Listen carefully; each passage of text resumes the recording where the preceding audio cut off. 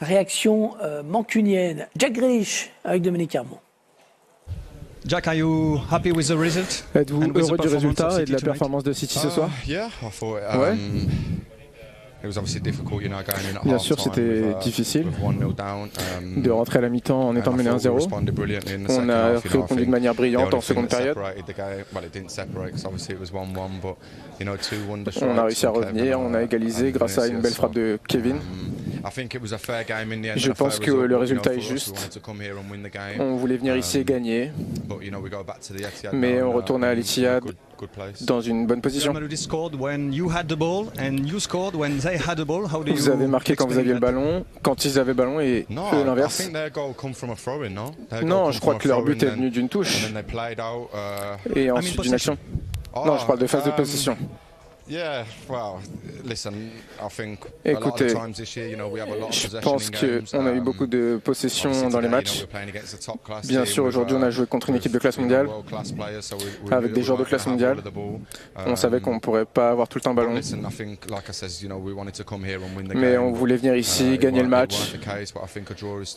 Et je pense que le match nul est quand même un bon résultat pour nous. Vous pensez que c'est toujours du 50-50? Oui, bien sûr. Tout peut arriver. C'est la Ligue des Champions. Et on joue contre une équipe brillante, des joueurs brillants. On est confiant de jouer à l'Etihad, donc on croise les doigts. Je voudrais qu'on évoque le cas d'Erling Haaland, qui n'a pas marqué. Ça, c'est peut-être l'événement aussi, un des événements de la soirée. Sidney et Paul, vous êtes toujours en direct de Bernabéu. Vous étiez au stade, donc vous l'avez plus vu que nous évoluer en dehors de la zone de ce que l'on voit également dans les phases de jeu. Qu'est-ce que vous avez pensé de son match? Est-ce qu'il est passé à côté ou pas? J'ai l'impression que c'est vraiment Rudiger qui lui a fait sortir de son match, ou en tout cas qui lui a déjà tout de suite d'entrée Sidney imposé un défi physique auquel il n'a pas su répondre. Il a touché seulement 22 ballons, ça c'est plutôt habituel, seulement 7 dans la surface pour 3 tirs, mais souvent on a eu l'impression qu'il n'arrivait pas à répondre au défi physique imposé par Rudiger. Il n'a pas réussi à faire la différence. Rudiger, c'est un joueur robuste, costaud comme Erling Haaland. Et il aime le contact. Haaland aussi aime le contact, mais là il est tombé sur un gros client. Et au lieu d'essayer de sortir justement du marquage de Rudiger, d'essayer de l'éviter, il a essayé de jouer la confrontation. Ce jeu-là, Rudiger a tout simplement été meilleur. Ça veut dire que quand il tombe sur un défenseur plus costaud, il n'est pas capable de faire la différence? Non. Il va falloir qu'il apprenne. Il va falloir qu'il apprenne à jouer différemment. C'est un joueur athlétique, donc lui aussi aime le contact. Et de temps en temps, quand vous jouez contre des joueurs qui sont aussi costauds que vous, qui vont aussi vite que vous, faut essayer d'évoluer, essayer de changer. Ce soir, il n'a pas eu la clé pour le faire. On va pas commencer à tirer sur Haaland quand même. Hein. Non, d'autant qu'il n'a pas eu beaucoup d'opportunités aussi dans le jeu par ses coéquipiers. Je trouve qu'il n'y a pas eu beaucoup de centres. C'était pas un match évident non plus pour lui de se mettre en valeur. Le Real a joué souvent bas aussi. C'est pas on va dire le meilleur contexte pour lui, mais à l'Etihad, ça sera certainement différent. On parlait dans le Canal Champions Club avant le match des dernières rencontres où il touchait plus de ballons que sur la première partie de saison. Ce soir, c'était retour en arrière. 22 ballons touchés pour Erling Haaland dans cette rencontre qui a eu des occasions, mais a eu notamment un très bon retour à un moment d'Alaba qui est venu le tacler dans la surface. 21 même, on a inscrit sur ce tableau 6 dans la surface et 2 tirs, 2 cadrés pour lui. De toute façon, c'est un immense joueur et dès qu'il ne marque pas, on va toujours trouver qu'il a raté son match. Et on pense qu'il a été plus difficile à trouver ce soir. Comme si, effectivement, les défenseurs de Madrid avaient eu un plan anti-Haaland pour justement le priver de ballon. On verra si Carlo Ancelotti fait revenir Militao au match retour. Peut-être aussi, mais de toute façon, s'il enlève Rudiger pour mettre Militao, c'est à peu près le même style. Là. C'est des joueurs costauds, qui sont très agressifs, qui vont vite aussi. Le problème, c'est que ça n'a pas été un plan anti-Haaland, mais ça a été un plan pour bloquer les... Anti-axe, exactement. Et donc, on a eu du mal à trouver Gundogan ou Kevin De Bruyne dans ces espaces-là, dans l'intervalle. Et après, c'est eux les dépositeurs du jeu. Ils ont eu du mal forcément à trouver Haaland, vu que tout était fermé dans l'axe. Jack Grealish, avec la traduction de Sébastien Martins, tout le monde disait que c'était un petit peu le point faible de l'équipe il y a quelques mois. Il s'est installé comme titulaire, ce côté gauche. Il a eu une première saison difficile où il a dû s'acclimater à un nouveau système de jeu, à aussi apprendre à ne pas être la star d'une équipe, parce qu'à Aston Villa, tout le jeu reposait sur lui, alors qu'à Manchester City, le rôle qu'il occupe, en fait, c'est complètement un changement de profession pour un nouveau joueur lorsqu'on arrive avec Guardiola. Et cette année, je le trouve très bon. C'est le joueur qui fait remonter le bloc, qui garde le ballon, qui est décisif aussi. Et dernièrement, il était énormément décisif, que ce soit par la passe ou par le but. Et au final, c'est une bonne recrue, alors que l'année dernière, j'étais le premier à le fustiger. Et cette saison, bien au contraire, c'est quelqu'un qui a vraiment retourné les choses. Mais quand vous fustigez, ça fait toujours l'effet. Tactiquement, il est aussi dans ce que Guardiola veut. C'est-à-dire que quand on écoutait Thierry Henry, quand il jouait au Barça, il voulait vraiment qu'il soit sur la ligne, très excentré. On le voit quand City récupère le ballon, on le voit très vite aller. Donc il rentre vraiment dans le concept de jeu de Guardiola. Et en plus, avec ses qualités, il est capable d'apporter, de faire la différence. Et comme tous les joueurs de City sur le terrain ce soir, il a joué l'intégralité du match. Il n'y a pas eu un changement effectué par Pep Guardiola. Mahrez, par exemple, sur les 2 quarts de finale face au Bayern, il n'est pas rentré 1 minute. Ce soir, il n'est pas entré 1 minute. Foden, il est resté sur le banc. C'est hallucinant. Aussi, ce soir, c'est quand même quelque chose à noter parce qu'en deuxième période, City Alvarez a souffert. Et ça, c'est une question que j'aimerais vous poser. Quand on voit le matériel qu'il a en plus. Pourquoi les journalistes ne se posent pas la question en fin de match de savoir pourquoi il n'a pas fait un changement à un moment donné? Parce que on a vu Bernardo Silva. En plus, il a des armes sur le banc. Alvarez pour De Bruyne en fin de match, on a vu que Kevin avait énormément de fatigue, il avait un petit peu de mal. Et surtout, lorsqu'on a un tel arsenal à sa disposition sur le banc, je trouve que c'est dommage de s'en priver pour les 20 dernières minutes. Il faisait toujours ça? Il faisait ça également avant ou pas? J'ai pas l'impression qu'il faisait aussi peu de changements. Il en faisait, mais...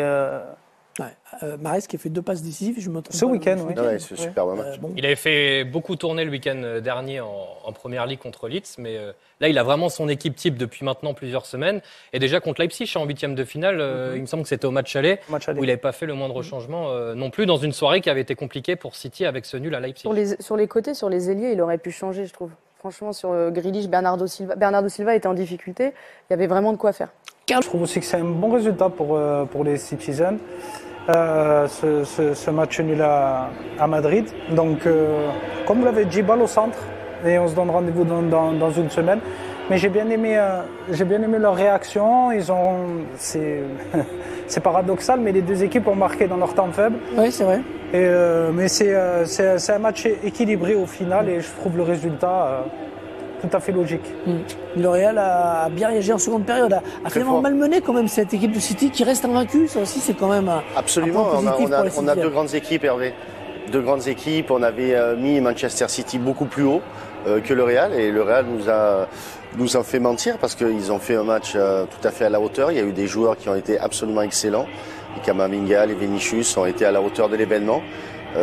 Donc, comme disait Samir, je pense que le score est équitable, 1 partout, et ça promet au match retour un beau suspense, et ça garde le suspense pour ce match à Manchester. On n'a peut-être pas eu les émotions extraordinaires qu'on espérait. En même temps, c'est un match aller.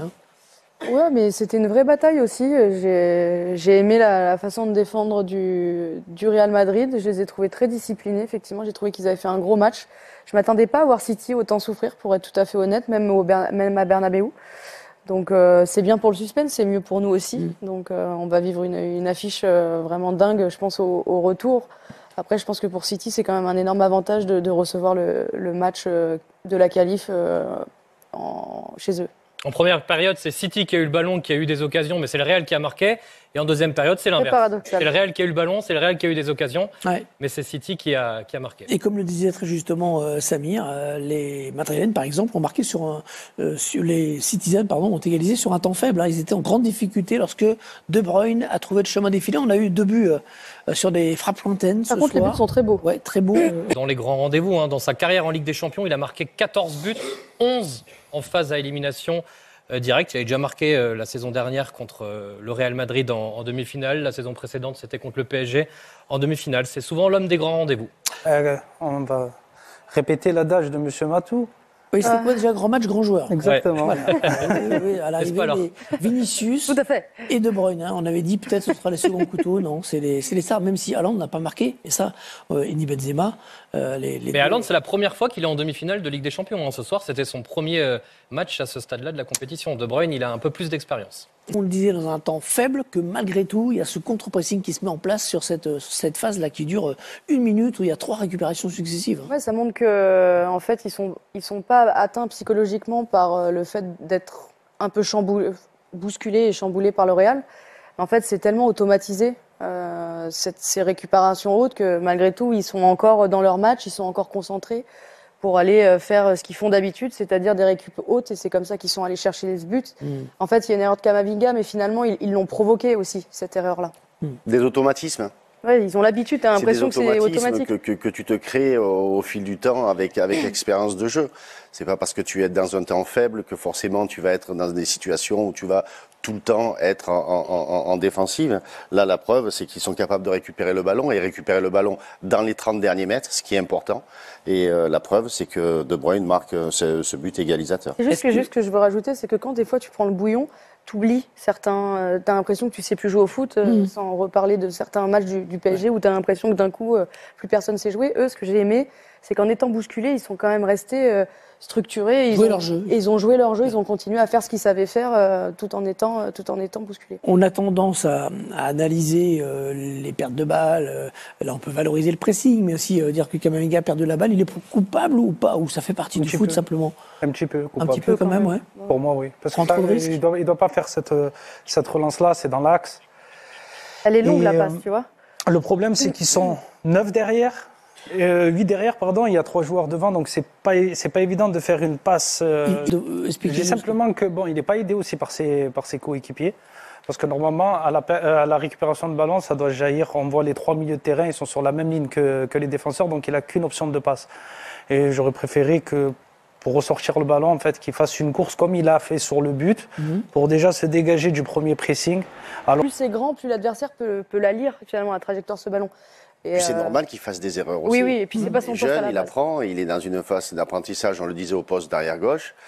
C'est normal qu'il arrive de faire des erreurs. Et quand on voit le match qu'il fait, on ne peut pas retenir que ça de lui. C'est vrai que la relance dans l'axe, en plus. Alors que son coéquipier a quelqu'un de City sur le dos, c'est sûr on la conseille pas. On ne conseille pas une relance dans l'axe. Mais le match de Camavinga est un superbe match. Les Madrilènes ont mis beaucoup de pression sur l'arbitre qui a gardé son calme, notamment sur les mains. Ils ont vu des mains partout. Hein, ils ont râlé. C'était pour vous, Hervé.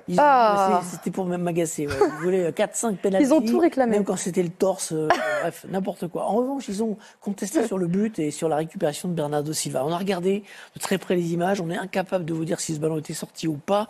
On va peut-être demander au stade à Paul et Sidney. Peut-être que vous avez plus d'images que nous. Est-ce que vous avez une idée de savoir si ce ballon tangent était en dehors des limites de terrain? À mon avis, c'est impossible, Hervé, d'être catégorique sur cette action-là. Les Madrilènes vont dire que le ballon est sorti, les Citizens que l'arbitre a bien fait de laisser. Écoutez, votre réponse est une explication en soi. Les gens voient que l'arbitre est bien placé. Il n'y a pas de scandale. Enfin, voilà, et surtout, si on regarde, il y a eu 21 secondes entre ce moment précis et la frappe de Bruyne. Le Real Madrid a récupéré le ballon avec cette passe de Camavinga. Donc il y a eu une nouvelle action même pour le Real Madrid. C'est ce que j'allais dire. J'ai dit sur cette action-là, il récupère le ballon et c'est la relance de Camavinga qui fait qu'il y a but derrière. Donc c'est pas... Ça n'aurait rien changé, je pense. Et puis en plus, on rappelle il faut faire confiance au corps arbitre. On rappelle que c'est comme les buts. Hein. Il faut il est hyper bien placé, l'arbitre. Entièrement passé. Il suffit que le petit arrondi... Il n'y a pas la goal line. Il n'y a pas de goal line, heureusement. Il n'y a pas de line. On va en faire bientôt. Bon, en tout cas, il n'y avait pas d'histoire là-dessus. Moi je dis vous dites bien, moi ça tranquille. En nous mettant en garde, attention à Haaland, attention au Terminator Haaland.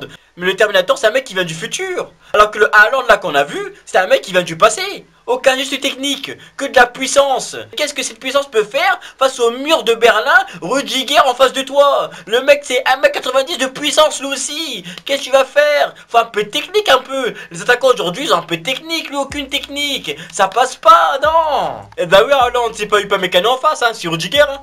Lui il tombe pas pour un regard ou une feinte, hein. Ah non.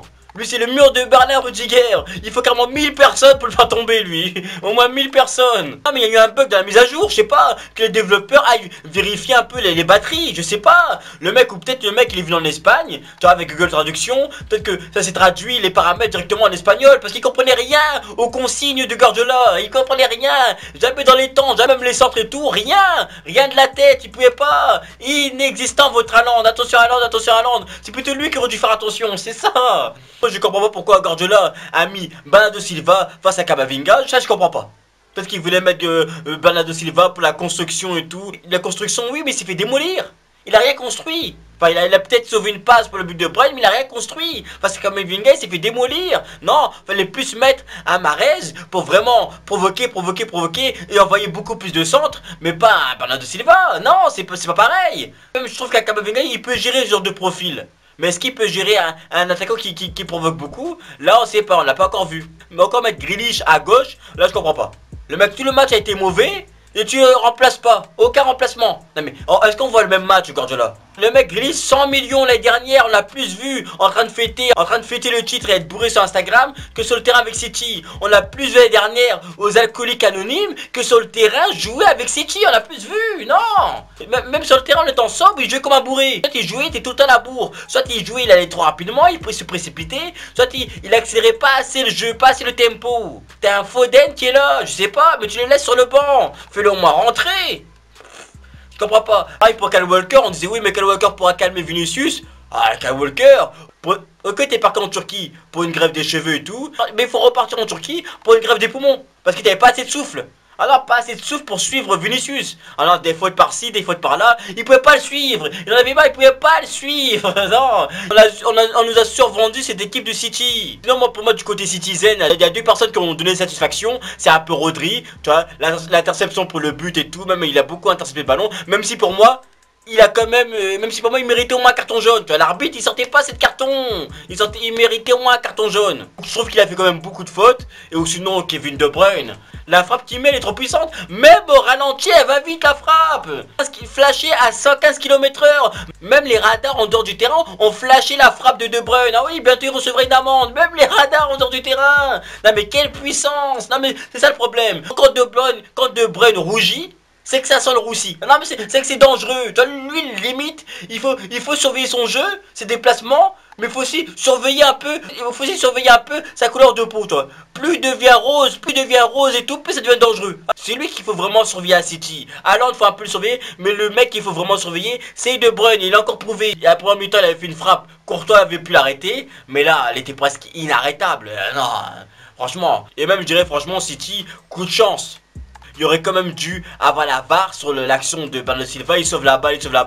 Ouais, mais bon, je pense que c'est le corps arbitral qui vous a un peu sauvé. Non, mais c'est vrai un peu, non, mais quand même. Je dis ça, je dis rien, mais le Real Madrid, en tout cas, a complètement dominé le match. Après, on verra en Angleterre, on verra. Mais même le Real Madrid, quand il joue à l'extérieur, il joue à la maison. C'est ça le truc. Mais on verra. Mais en tout cas, dites-moi dans les commentaires, est-ce que Haaland va se reprendre à l'extérieur ou pas? Est-ce qu'après ce match, vous voyez vraiment City battre le Real et se qualifier? Laissez les commentaires. Et on se capte plus tard.